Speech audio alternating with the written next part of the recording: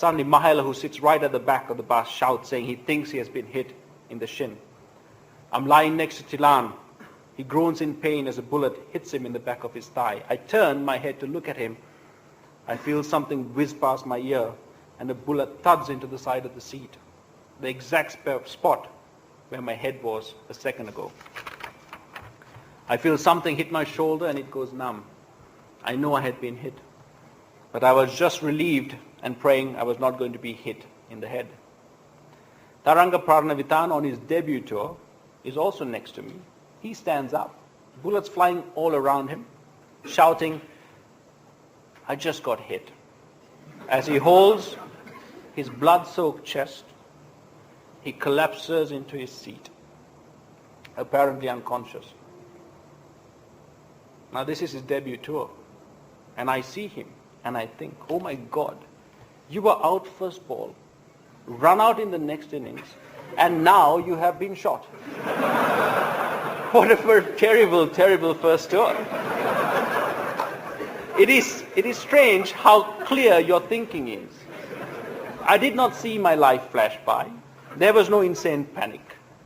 There was absolute clarity and awareness of what was happening at that moment.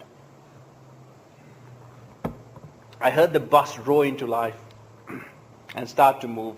Dilshan screaming at the driver, drive, drive, you speed up, swerve. And finally we're inside the safety of the stadium. There is a rush to get off the bus.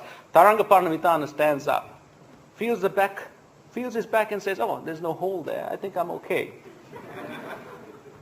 He is still bleeding. He has a bullet lodged lightly in his sternum. The body of the bus tempering its velocity enough to be stopped by the bone. Tilan is helped off the bus. In the dressing room, there's a mixture of emotions. There is anger, relief, joy. Players and coaching staff are being examined by paramedics. Tilan and Parnamitana are taken by ambulance to hospital. We all sit in the dressing room and talk about what happened. Within minutes, there is laughter and the jokes have started to flow. We have, for the first time, been a target of violence, and we had survived. We all realize that some of our fellow Sri Lankans, we all realize that what some of our Sri Lankans experienced every day for nearly 30 years had just happened to us. There was a new respect and awe for their courage and selflessness. It is notable how quickly we got over that attack. Although we were physically injured, mentally we held strong. A few hours after the attack, we were lifted to the Lahore Air Force Base. Ajanta Mendes, his head swathed in bandages after multiple shrapnel wounds, suggests a game of poker. Tilan had been brought back sedated but fully conscious to be with us, and we make jokes at him and he smiles back. We were shot, grenades were thrown at us, we were injured, and yet we were not cowed. We were not down and out. We are Sri Lankan, we thought to ourselves, and we are tough, and we will get through hardship, and we will overcome because our spirit is strong. This is what the world saw in our interviews immediately after the attack. We were calm, we were collected and rational. Our emotions held true to our role as unofficial ambassadors. A week after arrival in Colombo from Pakistan, I was driving in Colombo and I was stopped at a checkpoint. A soldier politely inquired as to my health after the attack. I said I was fine and added that what they as soldiers experienced every day, we experienced only for a few minutes, but still managed to grab all the headlines. He looked me in the eye and he said, it is okay. It is okay if I die because it is my job and I'm ready for it. But you are a hero. And if you were to die, it would be a great loss for our country. I was taken aback. How can this man value his life less than mine. His sincerity was overwhelming. I felt humbled. This is the passion that cricket and cricketers evoke in Sri Lankans. This is the love that I strive every day of my career to be worthy of. Coming back to our cricket, the World Cup also brought less welcome changes with the start of detrimental cricket board politics and the transformation of our cricket administration from a volunteer-led organization run by well-meaning men of integrity into a multi-million-dollar organization that has been in turmoil ever since. In Sri Lanka, cricket and politics have been synonymous. The efforts of the Honourable Gaminitha Dissanayake were instrumental in getting Sri Lanka Test status. He was also instrumental in building Asgiria, the international cricket stadium in Kandy. In the infancy of our cricket, it was impossible to sustain the game without state patronage and funding. When Australia and West Indies refused to come to our country for the World Cup, it was through government channels that the combined World Friendship 11 came and played in Colombo to show the world that it was safe to play cricket there. The importance of cricket to our society also meant that at all times it enjoys benevolent state patronage. For Sri Lanka to be able to select a national team, it must have membership of the Sports Ministry. No team can be fielded without the final approval of the Sports Minister. It is indeed a unique system where the board-appointed selectors at any time can be overruled and asked to reselect a side already chosen. The Sports Minister can also exercise his unique powers to dissolve the cricket board if investigations reveal corruption or financial irregularity. With the victory in 1996 came power and money to the board and players. Players from within the team itself became involved in power games.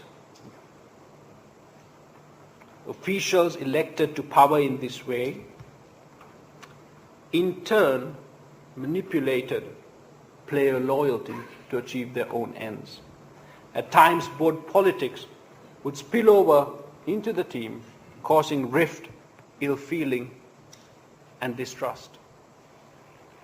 The only shining example to the contrary I can remember was the interim committee headed by Mr. Vijay Mallasekara, who is sitting here today in the audience.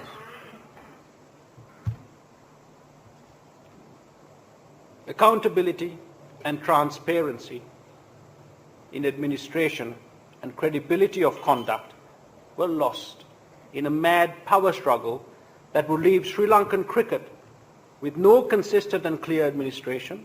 Presidents and elected executive committees would come and go. Government-picked interim committees would be appointed and dissolved. After 1996, the cricket board has been controlled and administered by a handful of well-meaning individuals, either personally or by proxy, rotated in and out depending on appointment or election. Unfortunately, to consolidate and perpetuate their powers, they opened the door of the administration to partisan cronies that would lead to corruption and wanton waste of cricket board finances and resources. It was and still is confusing. Accusations of vote buying and rigging, player interference due to lobbying from each side, and even violence at the AGMs, including the brandishing of weapons and ugly fistfights, have characterized cricket board elections for as long as I can remember. The team lost the buffer between itself and the cricket administration. Players had become used to approaching members in power, directly trading favors for mutual benefits.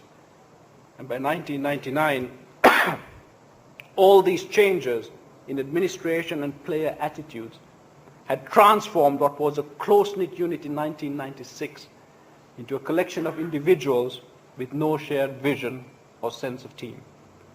The World Cup that followed in England was a debacle, a first-round exit. Fortunately, though, this proved to be the catalyst for further change within the dynamics of the Sri Lankan team. A new mix of players, a nice blend of youth and experience, provided the context in which the old hierarchical systems and structures within the team were dismantled, And in the decade that followed, under the more consensual leadership of Sanat, Marwan and Mahela, the team continued to grow. In the new team culture forged since 1999, individuals are accepted. The only thing that matters is commitment and discipline to the team. Individuality and internal debate are welcome. Respect is not demanded but earned. There was a new commitment towards keeping the team safe from board turmoil. It has been difficult to fully exclude it from our team because there are constant efforts to drag us back in, and in times of weakness and doubt, players have crossed the line. Still, we have managed to protect and motivate our collective efforts towards one goal, winning on the field. We have to aspire to better administration. The administrators need to adopt the same values enshrined by the team over the years: integrity, transparency, commitment, and discipline. Unless the administration is capable of becoming more professional, forward-thinking, and transparent, then we risk alienating the common man. Indeed, this is already happening. Loyal fans are becoming increasingly disillusioned. This is a very dangerous thing, because it is not the administrators or players that sustain the game. It is the cricket-loving public. It is their passion that powers cricket. And if they turn their backs on cricket, then the whole system will come crashing down. The solution to this may be the ICC taking a stand to suspend member boards with any direct detrimental political interference and allegations of corruption and mismanagement. This will negate the ability of those boards to field representative teams or receive funding and other accompanying benefits from the ICC.